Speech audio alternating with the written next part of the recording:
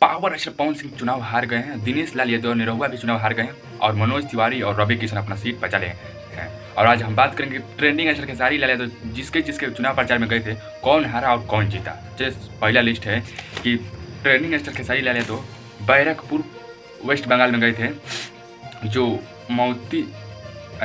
पलंत मौती जीते हैं 64,000 वोट से। रोड शो किए थे खेसारी लाल यादव इनके लिए।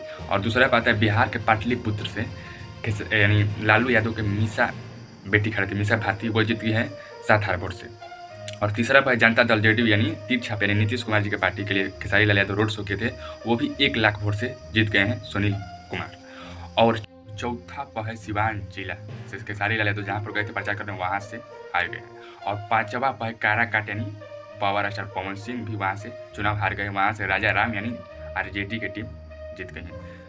जादव कहे थे कि खेसारी आ जाए या कोई आ जाए, सिर्फ हम वोट देंगे तो सिर्फ तेजस्वी यादव को देंगे। जी इसीलिए वहाँ से राजा राम जीते क्योंकि वहाँ पर जादव का वोट ज़्यादा था। चलिए ये थी पूरी जानकारी। चलिए मिलते हैं कुछ अगले अपडेट के साथ। जय हिंद।